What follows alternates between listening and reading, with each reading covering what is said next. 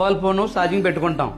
ఏదో ఫోన్ రాగానే ఏదో అంబానీ వీడియో కాల్ చేసినట్టు ఛార్జింగ్ ఇలా పీకేసేసి ఇది స్విచ్ కట్టావు. స్విచ్ కట్టుకోవాలి కదా, సాదరు స్విచ్ కట్టుకొని వెళ్ళిపోతావు.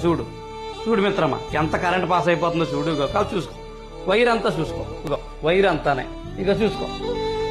ఇలాగ కరెంట్ పాస్ అయిపోతుంది. ఇంట్లోనేమో ఈ వైర్ ఏమో కిందకు ఉంటుంది. ఇలాగా ఇంట్లోనేమో పిల్లలు అటు ఇటు తిరుగుతుంటారు. వాళ్ళకి ఏం తెలుస్తుంది పాపం, నోట్లో పెట్టేసుకుంటారు. అనకూడదు కానీ మిత్రమా, పిల్లలు చనిపోతారు.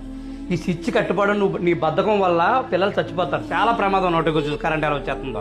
ఇప్పుడు ఛార్జింగ్ పెట్టుకున్న తర్వాత స్విచ్ కట్టేసుకోవాలి. కట్టుకోకపోతే కరెంట్ ఎలా పాస్ అవుతుంది, చాలా ప్రమాదం అనమాట. పిల్లలున్న ఇంట్లో మరీ ప్రమాదం.